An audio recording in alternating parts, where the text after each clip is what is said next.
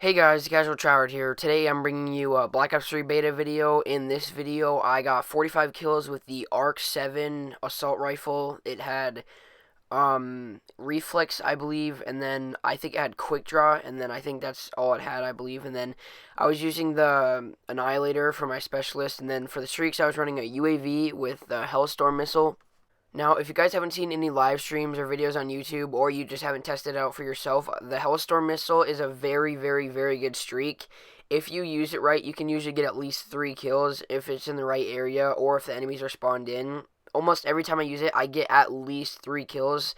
So it's a really good way to continue you on a streak if you're on one and you want to get a bunch of kills really fast. A Hellstorm missile is definitely a necessity to go on a streak.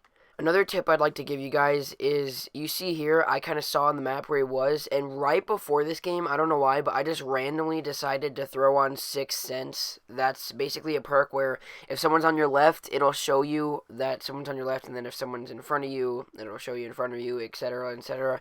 But it's a really good perk. You're going to see later in the video, it's in the second half of the domination game, I believe, but you're going to see later in the video, there's a guy right behind me, and I just turn on him and kill him because I have 6th Sense, and it tells me exactly where he is. Now, admittedly, 6th Sense is kind of cheap, but the reason I use it is because I want to bring you guys the most entertaining gameplays. I want to bring you guys the highest scoring, most kills gameplays. I want to bring you guys a 60 kill game before the end of the beta. I would like to do that. It's kind of rare, to be honest. I mean, 100 pluses have been dropped, but that's only the really, really good players. I'm a good player at this game. Don't get me wrong. I usually don't give myself too much credit, but I am pretty good at this game. And by the way, I'm not going to show very many deaths in this game just because I feel like that's not entertaining. But the highest I've dropped in this game, I believe, is 56, I think. It's 56. I'm going to upload the video later this week anyway. So if you guys want to see that, drop a like and subscribe. But yeah, I've dropped 35 kills in TDM. I drop 40 kills in Dom all the time. So from now until November, when the game actually comes out, I'm going to be bringing you guys a ton of 40 kill games to keep you guys entertained. Also, I am going to have a class set up for the Razorback in a couple hours because I already have a video made with the TDM gameplay. It was 30 kills in TDM, which is pretty good considering this is the beta and a lot of people don't get that many kills in TDM, and that's almost half the kills, so I think that's pretty impressive considering the game has only been out not even for 48 hours right now. One thing that I think is really cool that Treyarch did, and I don't know if they did this on purpose, but it seems like they dropped the maps that you can get the highest amount of kills on in the beta, because the 100 plus has already happened. It was on Combine, and then this is Hunted and Evac, or this is Hunted and the other map is Evac, but it seems like Treyarch has given us 3 really, really amazing maps for a lot of kills, or a big kill streak, because it just seems like a lot of people can drop 40 or 50 kills easily now.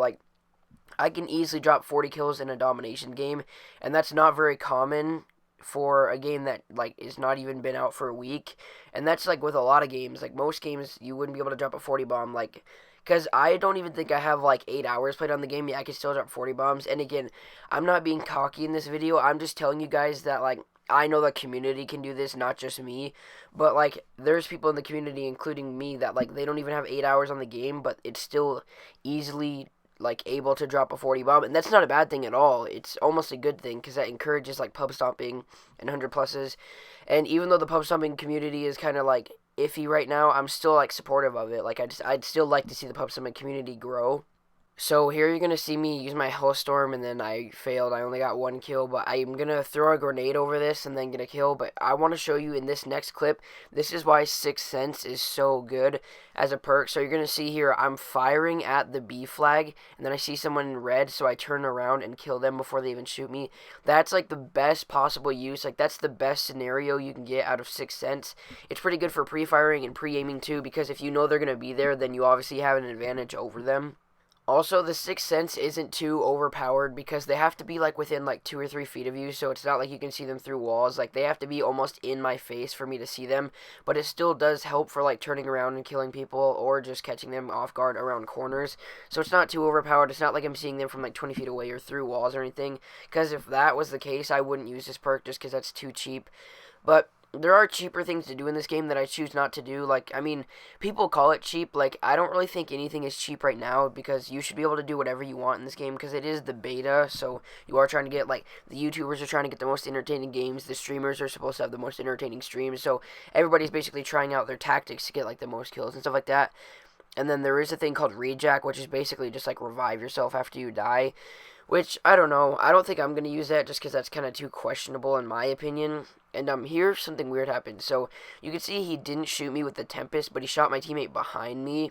And unfortunately, what that does is, if your teammate gets shot and you're, like, really close to him, you can die too. Which I think kind of stinks. But here I kill these two people off B, and I think I've kind of perfected my jump shot. Like, I didn't use it much in this game, but I think, like, my jump shot is finally on and stuff like that.